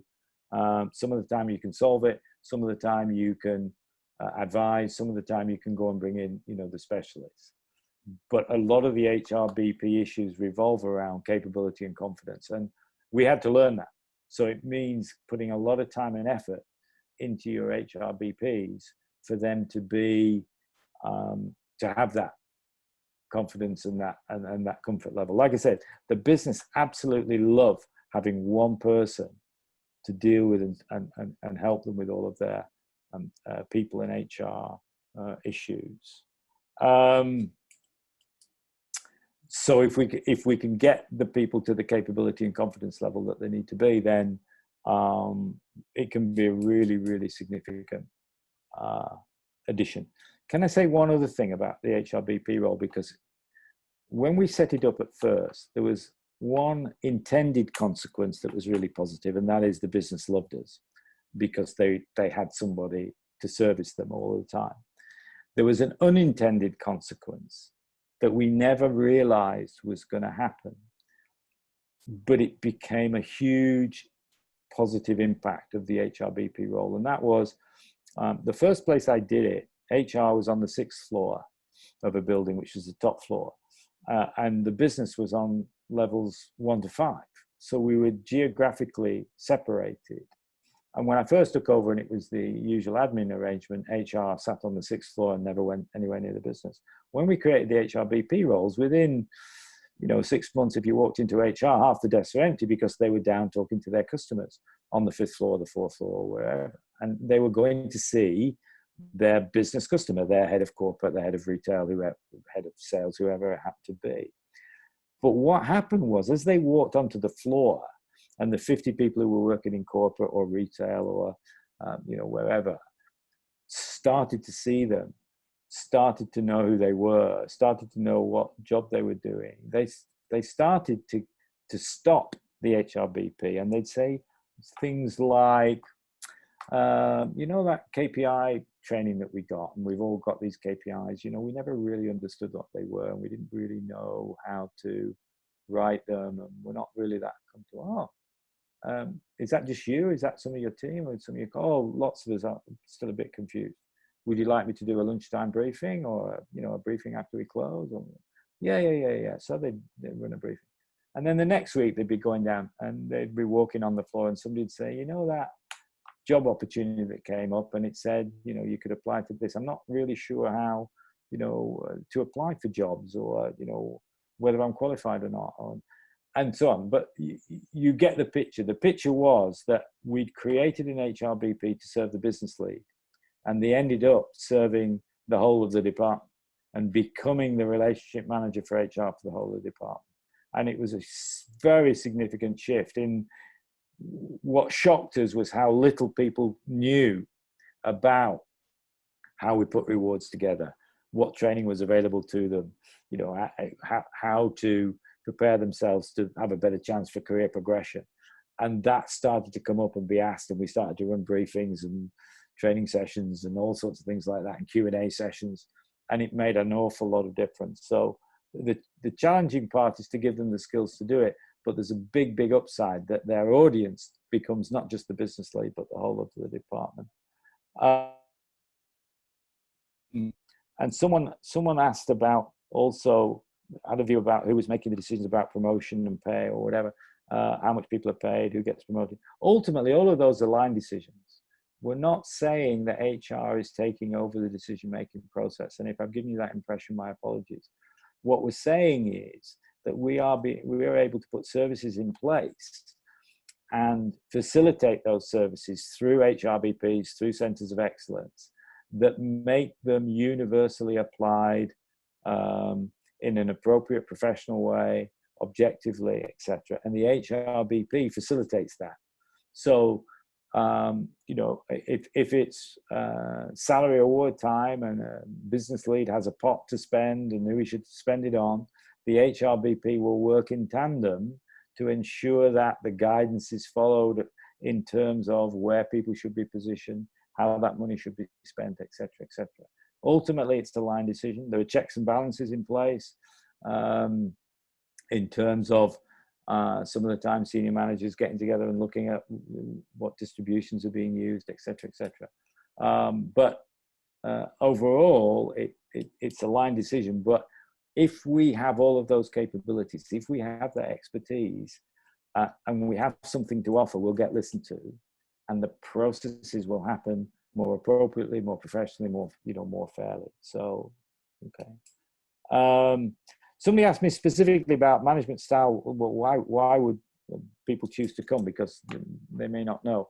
Well, actually, you can get a reputation for, again, back to your brand. How are you talked about in the marketplace? How are you talked about in terms of, you know, the type of managers you have there and how they behave? So it is part of the choice. Cool. But it's more the choice of people to leave. In other words, if you don't have a management style that's involved, that shows appreciation, that regularly communicates with people, that uses their skills and ability, they'll vote with their feet and they'll choose to go to somewhere that does have that type of manager. It is the number one reason now, and this might surprise a few people, because it doesn't show up in your exit interviews. In your exit interviews, you will never get the fact that people are leaving because they don't want to work for their current boss. But once they've left, when we do surveys and we go to people and say, hey, you've had 3 jobs in 6 years, why did you leave? That's when you get the honest answer. And the honest answer is the number one reason people leave and want to work for their current boss, whether that's a supervisor, a manager, you know, or a leader, and they don't want to work for them because they don't have an inclusive style that shows appreciation for the effort that's being put in. So that's how significant management style is and why, you know, it's at number one.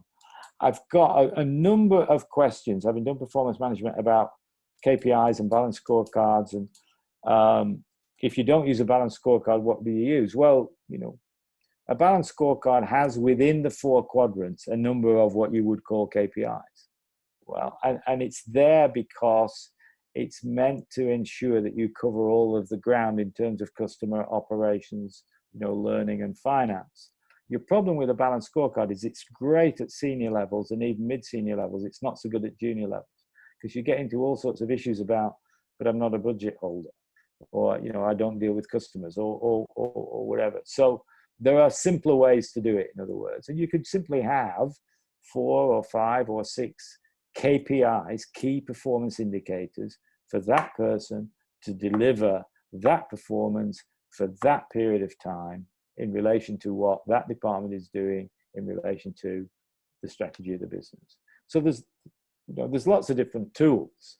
As I said earlier, it's about what works. And one of the things, and I haven't actually said this, I've talked about HR for nearly 2 hours, I haven't actually said this, which is really surprising.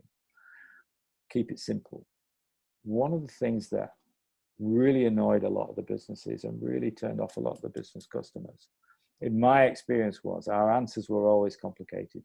We seem to confuse professionalism with, you know, with complication. If we made it, and there's 1 or 2 countries I go to, and I'm not going to mention them, that have the most complicated HR answers, you know, I've ever seen.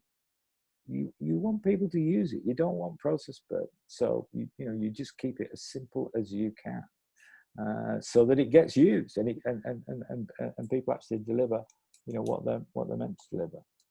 Okay, I've got other questions about what's the difference between KPI and KPE, between KPI and KEI, and the answer is I don't know. I'm very sorry. KPI is the general term that I've always come to understand as key performance indicators. You've got balanced scorecards, you've got key result objectives and key result areas. Those are the 3 mainstream ways of managing performance. I haven't seen KPE, KEI. If someone wants to enlighten me and send me in a message saying what it stands for, then I'd like to be enlightened. But it just shows that obviously around the world, people have, you know, different terminology for these things. If there is a consistent, simple way to describe it, then keep it consistent and simple. Okay, how am I doing? All right, I've got 12 minutes to be up at 2 hours. So let me just talk about organizational design and development management as the 5th of the boxes, because someone asked me the difference between design and development, and then the other three. So let me just try and be clear what I'm saying here. At one time, HR used to be asked to do a lot of organizational design work. Organizational design work was about the structure of the organization, and it tended to be when we worked in hierarchies a lot. So, you know, some of the organizations I worked for had 20 or 21 different levels in them. We were very hierarchical, okay? And there were some very formal, again, very detailed, very formal processes of working out, you know, what level a job was, and therefore, you know, what it was entitled to. I mean, the Hay system at that time was a very complicated system and a very, you know, a very common one. That was organizational design. We don't get asked to do it very much, or we didn't. It's coming back a bit now. And the reason we didn't was our answers tended to be too complicated. The business didn't like it, so they stopped asking us to do it.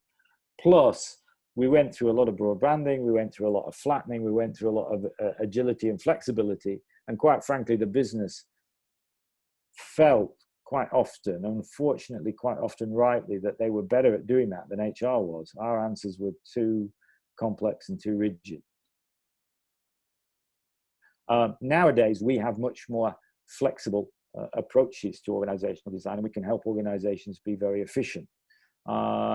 And many organizations obviously are looking to, you know, save costs, particularly at times like this. So if you think about trying to deal with the crisis that we're dealing with at the moment, bearing in mind we've dealt with other crises before, if people are looking to, you know, reduce costs, well, are there different structural answers, different design answers that will help them reduce costs in the right way, but still maintain certain levels of service? I mean, one thinks immediately of say, the Aon Hewitt model, which talks about the optimum number of direct reports for any supervisor or any manager, you know, or any leader. And you know, where I have been asked to go in, you can look at those optimums, and you can look at the current structures, and you can go, well, you know, there's lots of 3s and 4s and 5, you know, groups of people. You know, could we combine some of those roles, et cetera, and be slicker and more efficient, and you know, and save some costs. So organizational design is still there. We still get asked to do it. We can make, you know, quite a difference to it. And again, if I had more time, I could tell you, you know, a few examples where we've gone in and make a significant difference. But it isn't about the, you know, the complicated scoring mechanisms of, you know, of previous years. It's more flexibility, agility, flatter, broad-banded, flexible, you know, structures that are around what's appropriate for people to, a manager to be able to manage in terms of numbers of people. That's where we come from. So that's organizational design. Organizational development tends to be about what type of organization do we want to be. So that links directly into what we've been talking about for brand. It links directly into what we've been talking about for employment experience of people.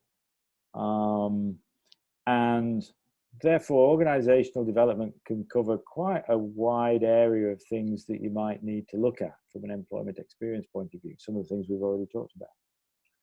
But where I tend to focus, either on workshops or when I'm doing bespoke work with companies, I tend to look at values, engagement, and diversity. Values from the perspective of many organizations now have vision, mission, and values, you know, which is fine. Some of them use different terminology, which is also fine. We just talk about purpose or strategy, but they tend to have values, and they tend to have them on their website. And they tend to say that, you know, they are an organization that values certain things and values certain behaviors and wants people to work in a particular way. The problem is they've not been very good at embedding it.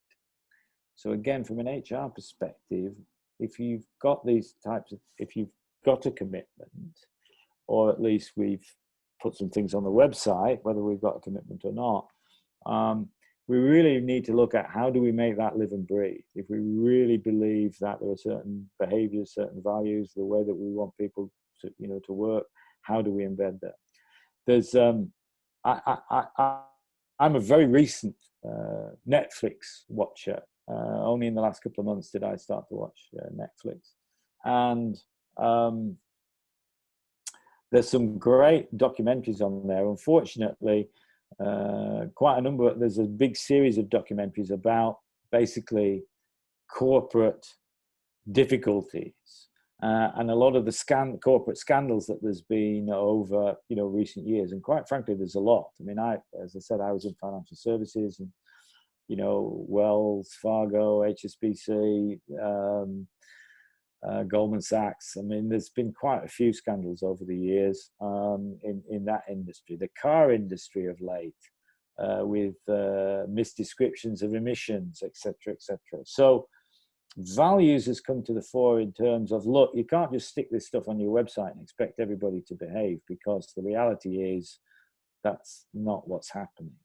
So what part can we play? How do we build it into orientation? How do we build it into training? How do we ensure that you know, we reward it in, you know, in some way, we review it in some way in terms of the behaviors that we are looking for. So values becomes, for me, a very central part of organizational development. And we spend quite a lot of time on it when I'm working both with real teams and in my, you know, workshops. Engagement, an increasing mainstream activity. Again, a number of you will be with organizations who are running engagement surveys on a regular basis. All I would say about it is, you know, for the ones who haven't done it yet, I would suggest you do. Don't be worried about where you start in terms of the responses you get, because there are some people who've been working at it for, you know, 10 or 12 years. And if they've been working at it seriously for 10 or 12 years, you can imagine their engagement scores and their engagement reports are very high. And you can go online and you can say who are the top 10 engaged employers in almost any country now, and they will be there online from, you know, the Aon Hewitts and the various people who run these surveys make them public. So it's very easy to see that more and more organizations are doing it. And again, if we're into people choosing and re-choosing employers, are they going to choose an organization that is not interested in whether you're engaged or not? Or are they going to choose organizations that regularly look at engagement, regularly get their people to tell them what their workplace experience is? And if you think about learning and career opportunity and rewards, and get comments on those sort of things. So it's a really central activity now, whereas again, you know, 10 years ago, very few people were doing it. And even when we started doing it, I remember the first set, I was in MENA again, the first set of engagement scores we ever got was 58% engaged, which I know that doesn't sound very high right now, but at the time that was pretty good, because best in class was about 70. Now, you know, 70, 75 is average. Some people are well into the 80s. The highest I've seen recorded is Johnson & Johnson, who've been recorded at 90%.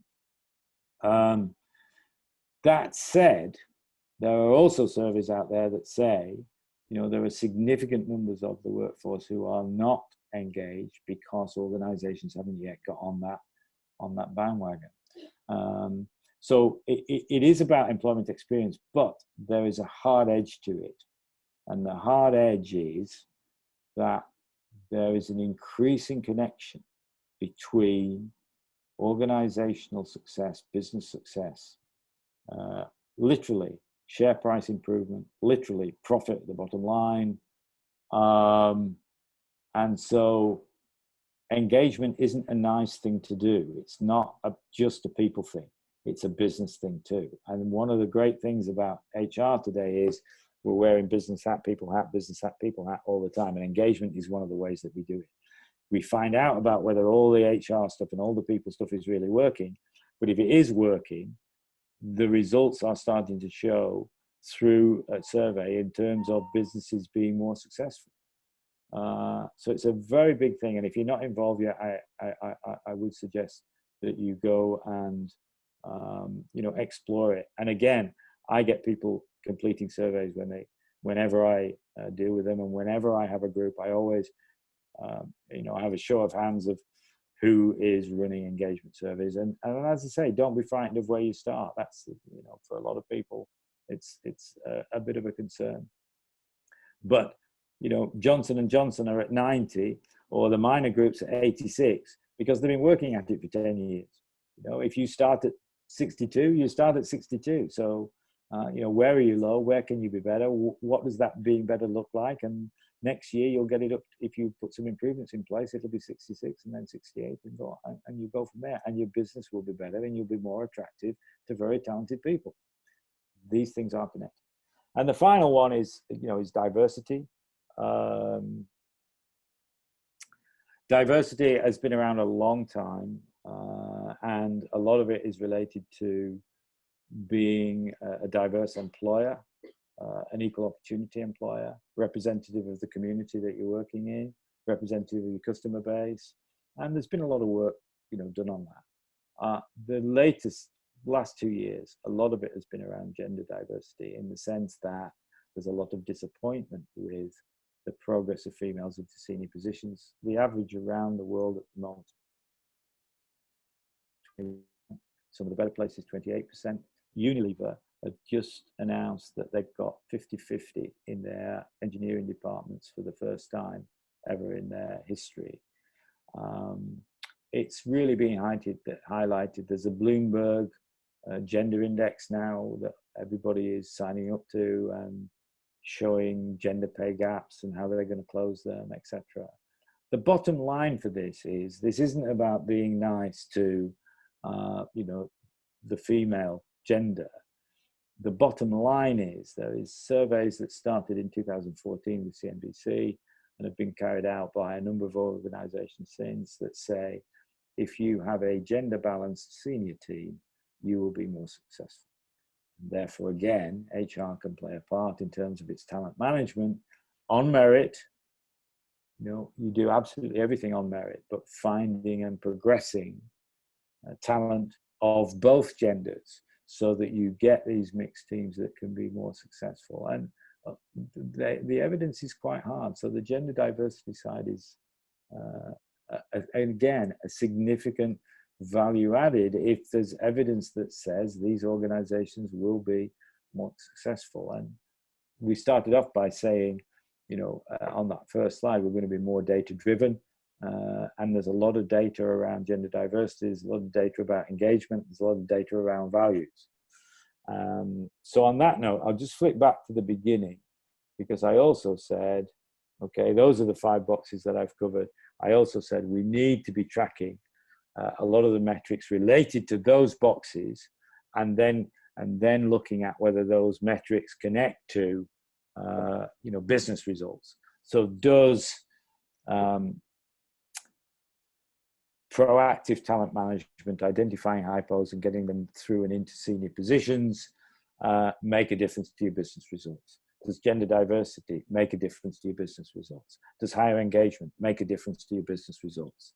Does ensuring that people are positioned from a rewards perspective where they deserve to be, from a performance and development perspective, performance and talent perspective, performance and potential perspective, does that make a difference to your business results? And the answer is yes, it does, and we're proving that more and more. So again, when you think about the progress on the continuum, ultimately, as we put the services in place, as we get the data that shows what those services are doing from a people perspective, and then we connect it to what those services are doing to the business perspective, that's how HR can work at the very far right-hand end of the progress continuum, because all of that data can then start to be assessed to look forward in terms of advising the people side of the next strategy, and being the predictive contributor of what we need to do from a talent perspective, or a rewards perspective, or an organizational design perspective, to be even more successful going forward. All right. So I've come full circle back to that. I am at a little bit over 2 hours. Let me give you one final chance to ask me a few final questions, and I'll see what you come up with, and I'll try and respond to them, and then we'll go from there.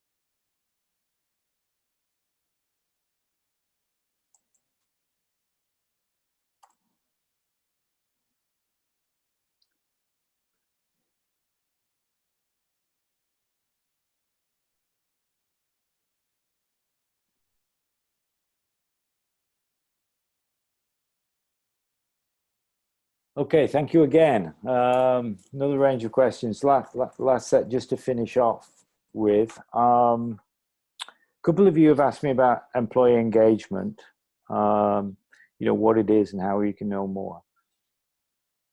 Employee engagement is really about gaining willing commitment from people to deliver what you've asked them to deliver, to perform in the way that you've asked. We used to talk a lot about motivation. We now talk about engaging the workforce. It more or less means the same thing. So it is about, you know, are they turning up and going through the motions, or are they really engaged? Are they giving you their willing commitment to really try and deliver to that target, to that, you know, half-year improvement in customer service, that extra 3 sales, the greater share of wallet we're trying to get with the customer, and those extra 2 products in, whatever it happens to be. So it's about trying to gain willing commitment. In terms of knowing more about it, you look at some of the people who run the surveys. You know, some of these people run big, you know, as I say, the Aaron Hewitts of this world. They run the big 100 question surveys. Some of the people who run shorter ones. And look at, you know, just look up most engaged employers, because you'll find a lot, you know, online about who they are and what they're doing to be the most engaged, you know, employers. So why is Johnson & Johnson as good as it is, or the minor group in this part of the world as good as it is? Okay, but certainly an area to spend some of your time in. Incidentally, somebody has enlightened me. KEI is key execution indicators. Fine. You know, I mean, it's just another term for what we're trying to say. It's just, you know, a different label. Someone's asked me whether we should spend, HR should spend a lot of time writing policies, procedures about workflow, or give it to a different process team. You have to forgive me here, but the less time you spend writing policy and procedures, and the more time you spend, you know, with your business customers and designing services for them and implementing them, you know, the better. I was asked the other day, somebody came in, I won't tell you from which country, and said, you know, could I go and help them, you know, write an HR manual? And I understood, you know, why they wanted it, and I was very polite about it. And I'm saying, look, you know, it was a 6-month project. And I go, you know, 6 months writing manuals, you could do so much in that time, you know, designing and delivering, you know, impactful services. But, and hopefully, you know, that shaped it a little bit. So try and move away from policy and procedure work and get into, you know, service delivery and impact work. It would be my, you know, advice to you. What's the most challenging part of working in HR?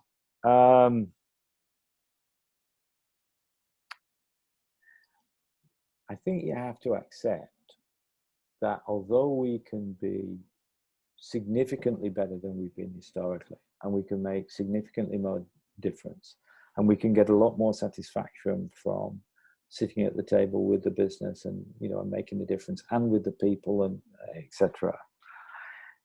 It's not a job where we get, you know, a lot of praise, and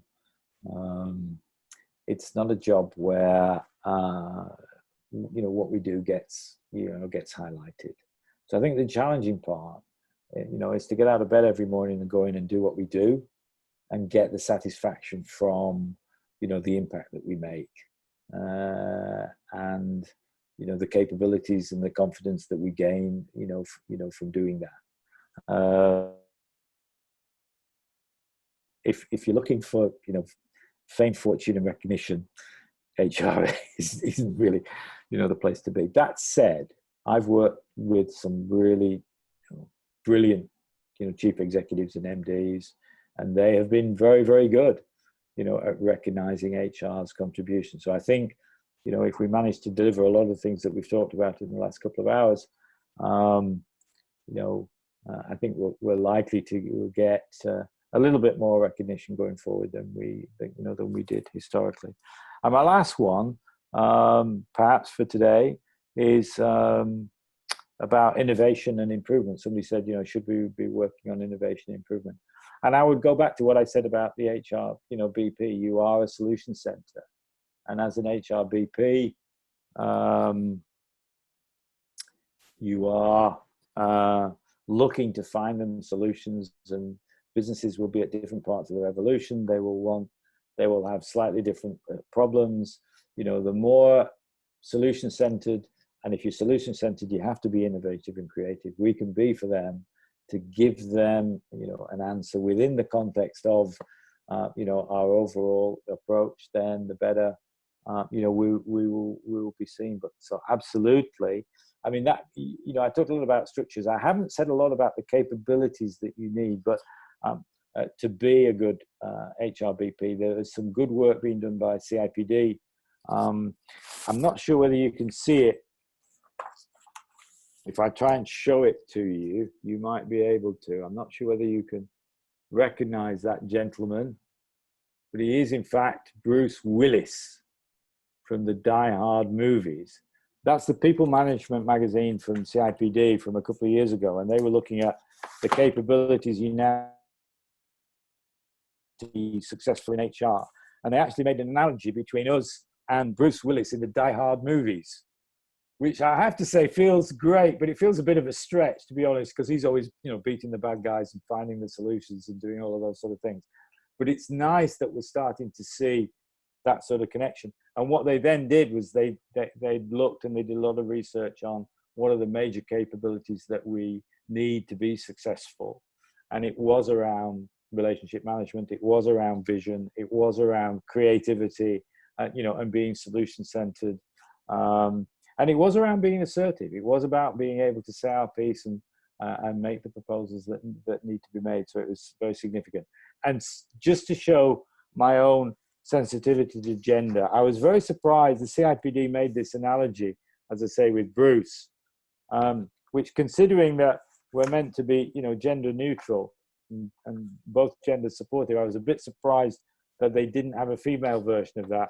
So I actually made my own female version and said, we're also like Brie Larson, who's, Captain Marvel. So both genders get a slice of the pie in terms of, the capabilities that we need to be successful. So look, you've listened to me really well for, 2.25 hours. It's relatively late here in where I'm based in Bangkok. I've mentioned a couple of times, the interventions that we make with LEORON, the workshops, etc. So and I know you all have a LEORON, contact. So if you wanted to explore any of what we've done in more detail, from a workshop perspective, I'm sure LEORON will be able to, advise you and talk to you about what's available. And I'd very much like to, see some of you at some point in the future and help you, develop and progress. So for now, thank you. I've really appreciated all of your questions. Have been great and kept me on my toes. And I hope to see you again in the near future. Thank you very much for listening. Joel, yes. thank you very much for your great explanation about the key fundamentals of HR. And also, I would like to thank on behalf of LEORON Group and myself, it has been a great pleasure to have you all attend our webinar today. Also would like to congratulate you on successfully completing the webinar on HR management on long-term view and short-term challenges. For anyone, as Joel mentioned, starting from Sunday, we will have the Human Resources Management program that will last 5 days. It will be through live virtual training, and for those who are interested, then just please email me and we'll help you for. We hope that you enjoyed the program and that all our collaboration will not end here. We look forward to seeing you again, and thank you very much for attending once again. Thank you all. Have a wonderful day. Bye. All right. You too.